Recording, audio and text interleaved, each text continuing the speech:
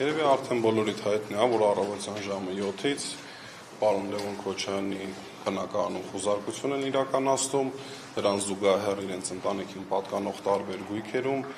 ընկերություններում, իսկ պատճառը կարծեմ այնքան ակնհայտ է, որ մեկնաբանելու կարիք չկա, քանի որ օրինակ եթե տարիներ առաջ մենք փորձեցինք ապացուցել, այսինքն ապացուցվեց, որ Ռոբերտ Քոչարյանի կալանավորումը քաղաքական պատվեր է, մի հեռախոսազրույցի հայտ եկավ, չէ, վարչապետի եւ ԱԱԾ ղեկավարի այդտեղից ապացուցվեց, որ դա քաղաքական պատվեր է, բայց հիմա իրավիճակը արդեն այլ է։ Նիկոլ Փաշինյանը երեկ հրապարակային ազգային ժողովի ամբիոնից հայտարարեց, որ այս մարդիկ պետք է նստեն, պետք է ունեզրկվեն։ Այսինքն տարբերությունը դա է։ Երեկ ազգային ժողովից Նիկոլ Փաշինյանը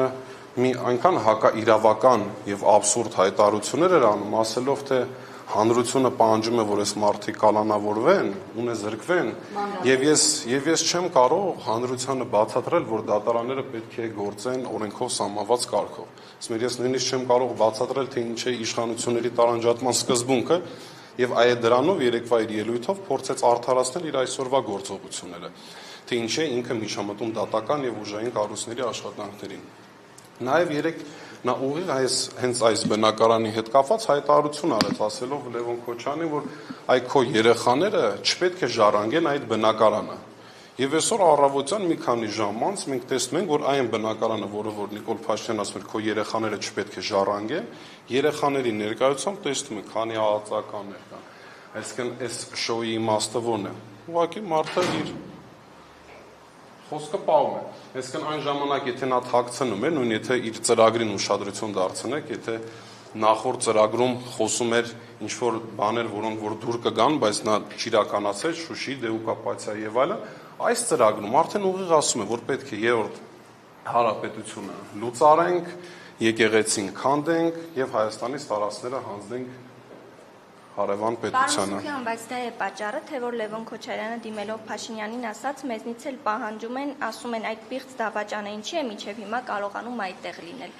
Հնարավոր է հենց այդ ելույթն էլ լինի պատճառ, բայց Լևոն Քոչարյանը ինչի այդ արտահայտությունը արեց, նայեք, նախորդիվ Նիկոլ Փաշինյանն ասում էր հանրությունը պահանջում է։ Լևոն Քոչարյանը դրան պատասխան ասաց, որ հանրությունը նաև այլ բան է պահանջում, եւ իսկապես իր ասացի մեջ արդարություն կա, եթե այսօր վերցնենք թե իբր օրինակ ես չեմ տեսա հանրությունը պահանջի, որ Լևոն Քոչարյանի երեխաները չժառանգեն այս բնակարանը, բայց եթե վերցնենք իսկապես հանրության այդպիսի պահանջ կա, ուրեմն Նիկոլ Փաշինյանը պետք է պատրաստ լինի, որ վաղը չեմիսօր, երբ որ իշխանության չլինի, իր հետ էլ վարվելու են այնպես, ինչպես որ հանրությունը պահանջում է։ Բայց ես հավատացնում եմ, որ հանրությունը շատ ավելի խիստ եւ դաժան պահանջներ է ունենալու իր նկատմամբ, քան ուղղակի ինչ-որ գույքային հարցեր։ Բայց ես հայտնի է այս վարույթը կոնկրետ որ վարույթի մասին։ Չէ, կոնկրետ այս բնակարանի խուզարկության մասով իրանց համար ինչ տարբերություն, ինչ վարույթ է։ Հնարավոր է օրինակ փաստաբանները դուրս գան, ասեն ժողովուրդ քրեական գործել չկա։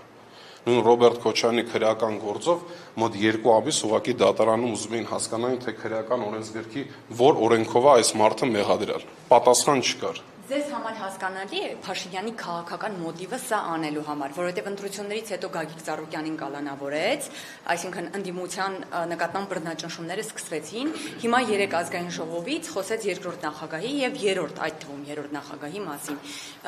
Ինչի է ուզում հասնել Նիկոլ Փաշինյանը ընդդիմությանը ճնշելով։ Բնական բան է, այսինքն ինքը ուզում է ուղղակի չեզոքացնի ընդդիմադիր գործիչներին, այսինքն հենց մի սուր ելույթ եղավ, այսինքն հիմա իրենց պատկերացնելով, հիմա կարող անդիմադիր գործիչները Լևոն Քոչարյանը կամ մեր խմբակցության մնացած մեր գործընկերները օրինակ վախենան այս իրավիճակից, բայց այս ԱԱԾ-ականներից վախենում միայն այս բնակարանի երեխաները, ոչ ես, ոչ պարոն Քոչարյանը, ոչ մնացած ոչ մի մեր գործընկերներից չի վախում այս պրոցեսներից,